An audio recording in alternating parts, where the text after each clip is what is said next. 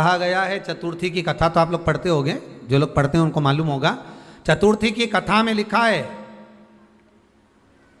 चौथ माता के व्रत में वर्णन किया गया है कि वो आखा दाना जो रखा जाता है, मान लो कोई जरूरी काम होता है तभी आखा दाना को रखा जाता है, संभाल के रखते हैं कि हम इस काम के लिए जा रहे हैं और हमारा ये कार्य सफल होना चाहिए।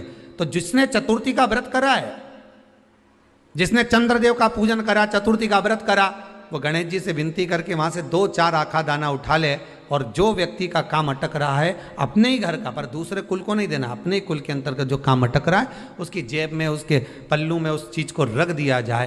तो चतुर्थी जो अगली आती है, जैसे आप महीने की करते हो तो महीने की, और आप जैसे करते हो कि 4 अलग बड़ी बड़ी चतुर्थी करते हो तो उसके अनुसार आपका कार्य सिद्ध होता ही है। उस आखे दाने का इतना महत्व होता है क्योंकि चतुर्थी का व्रत करने वाली माता जब व्रत करती है तो स्वयं चतुर्थी की कथा में लिखा हुआ है कि पार्वती जी गणेश जी से चतुर्थी की कथा बचवाती। चतुर्थी की कथा बाची किसने थी? स्वयं गणेश जी महाराज ने। और सुनी किसने थी?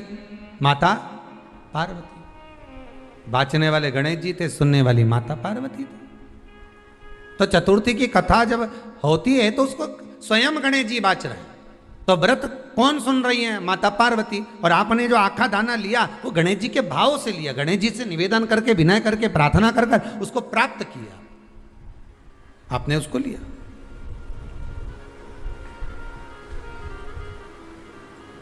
फल प्रदान कर देता है, कार्य की सिद्धता देता है। और एक और चीज ध्यान रखिएगा, जिसको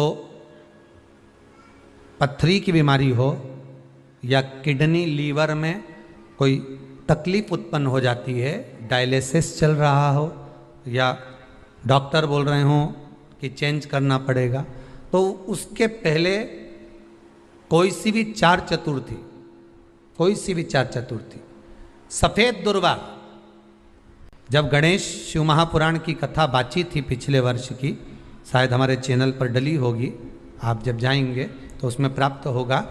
तो सफेद दुर्वा, और दुर्वा का भी वर्णन करा था कि दुर्वा कहाँ से उत्पन्न हुई थी, दुबा का भी व्याख्यान वर्णन करा था कि दुबा का महत्व क्या है, इसको अमृत क्यों कहते हैं, उसका भी वर्णन करा गया था कि सारे पेड़ पौधों को काट कर पटक दो वो सूख जाते हैं, पर दुर्वा को भले काट लिया 1 साल बाद वापिस ले जाकर डाल दो और पानी के अंदर दुर्वा हरी हो जाती है, अमृत कहते हैं उसको। तो उसमें सफेद दुर्वा, जिसका किडनी लीवर का प्रॉब्लम होता हो उसको सफेद दुर्वा, बालचंद्र का स्मरण कर कर 7 बार घुमाकर वो सफेद दुर्वा सुबह के समय खाली पेट थोड़ी सी दुर्वा का भाग दांतों से चबा चबा कर उसको निगल लेना चाहिए। पथरी होती है तो 15 से 20 दिन में वो बाहर निकल जाती है, किस मार्ग से निकले, यूरिन आदि के माध्यम से वो बाहर हो जाती है। और अगर किडनी लीवर की प्रॉब्लम होती है, डायलिसिस चल रहा होता है, तो उसमें भी आपको सुख की प्राप्ति होती है। हफ्ते में अगर 2 डायलिसिस हो रहे हैं तो हो सकता है बाबा चाहेगा विश्वनाथ तो 1 कर देगा, धीरे धीरे उसको फिर 4 चतुर्थी कर लीजिए। सफेद दुर्वा का स्मरण। सफेद दुर्वा कहाँ मिलती है? तो कहाँ, जहाँ जलाशय होता है, जहाँ कुआं हो, बावड़ी हो, तालाब हो, पानी जहाँ भरा रहता है, उसके नजदीक में सफेद दुर्वा उत्पन्न होती है। सफेद दुर्वा वहां रहती है। सफेद दुर्वा का स्मरण करें, शिव कथा कह रही है। अगला वर्णन किया है भगवान। तो बालचंद्र चतुर्थी का स्मरण करते हुए कहा कि आप जो व्रत कर रहे हो उस व्रत की पूर्णता में जिस भगवान का भजन कर रहे हो उस भगवान से पूर्ण फल की कामना हो आप।